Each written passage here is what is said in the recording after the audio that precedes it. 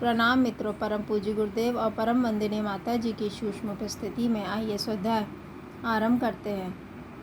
मेरे साथ एक स्वर में बोलेंगे। ओम भूर्भुवः स्वाहा तत्सवितुर्वरेण्यं भर्गो देवस्य धीमहि धियो यो नः प्रचोदयात्। आज का विषय है, क्या है सात्विक दान।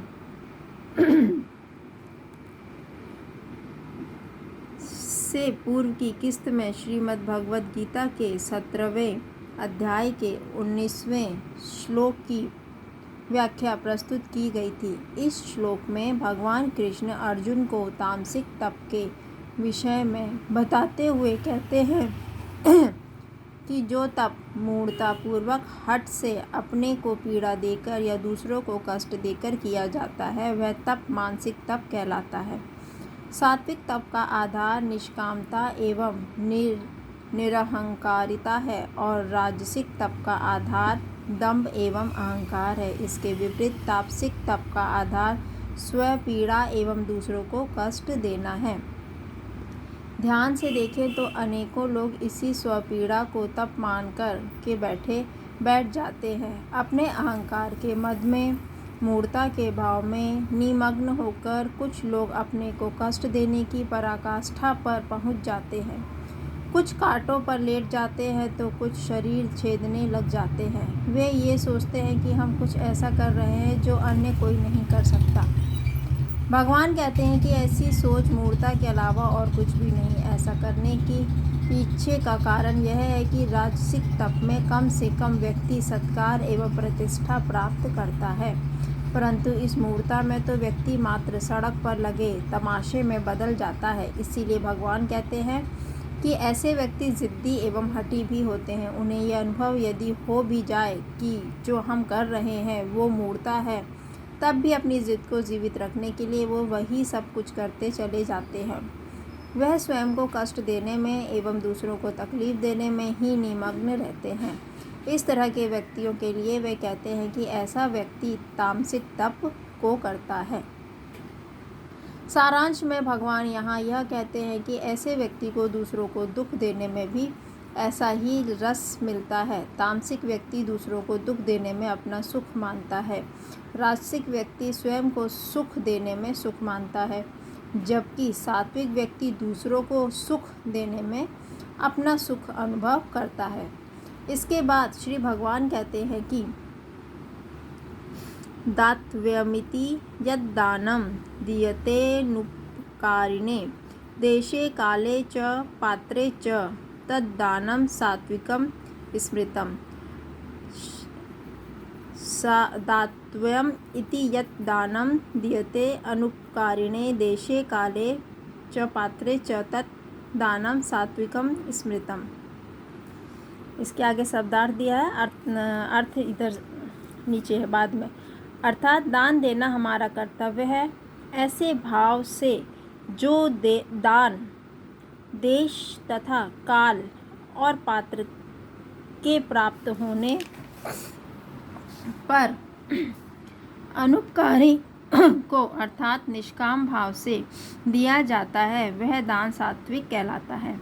इस दान का तात्पर्य त्याग के भाव के साथ है, क्योंकि यह दान हमारे जगत के साथ, संसार के साथ संबंध विच्छेद का आधार बनता है, अथवा यूँ कहें कि मूर्ति के भाव को प्रगाढ़ करता है।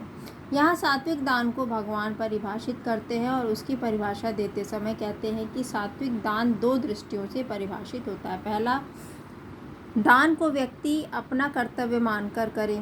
जितना मेरे लिए आवश्यक था वह मैंने रखा, शेष को अपना न मानते हुए ज़रूरतमंद को देने का भाव सात्विक दान का पहला आधार है। वह दान करने से मुझे क्या मिलेगा या नहीं मिलेगा, प्रत्युत्तर में दूसरा मुझ पर उपकार करेगा या नहीं करेगा, इन सब पर चर्चा करे बगैर, इन सब की चिंता किए बिना जो दान दिया जाता है वह दान सात्विक दान कहलाता है। अनुपकारी को देने का मतलब यह नहीं कि उपकारी को न दिया जाए, बल्कि उसका अर्थ यह है कि उपकार की आकांक्षा किए बगैर दान दिया जाए।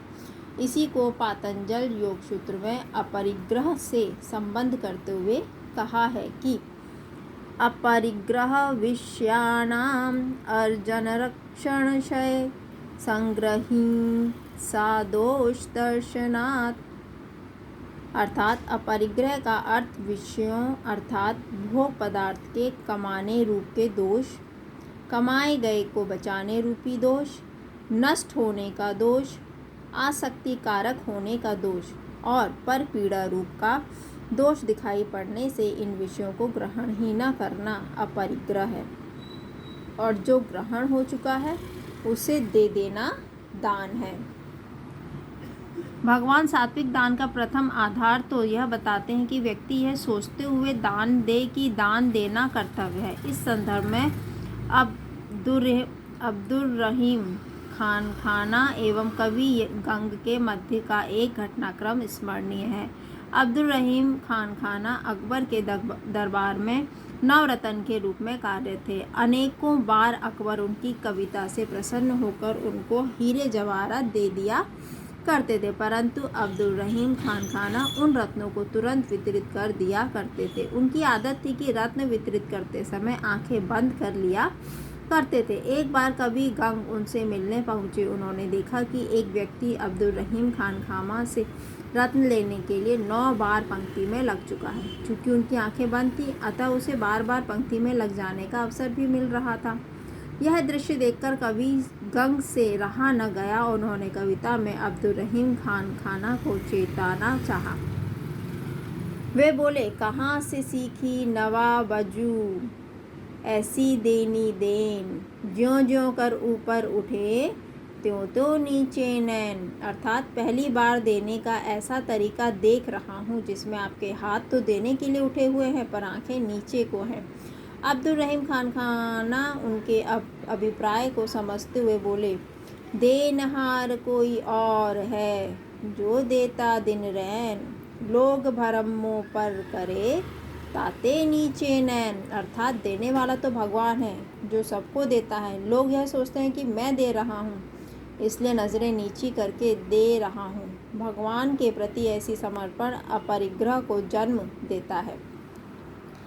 दूसरा भगवान कहते हैं कि देशे काले च पात्रे च, अर्थात जिस देश में जो चीज़ नहीं है और उस चीज़ की आवश्यकता है तो वहाँ उस चीज़ को दे देना।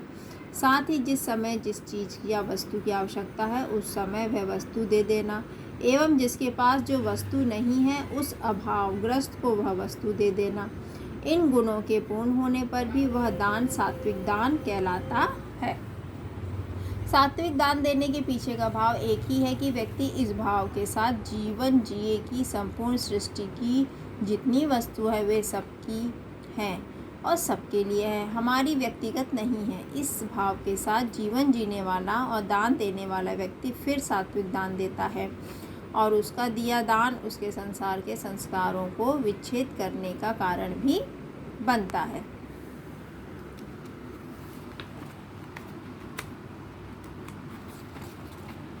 धन्यवाद मित्रों। ओम देहु शांति अंतरिक्ष ग्वम शांति पृथ्वी शांति रापः शांति रोषधयः शांति वनस्पतयः शांतिर्विश्वे देवाः शांतिर्ब्रह्म शांति सर्वगं शांति शांतिरेव शांति सामा शांतिरेधि।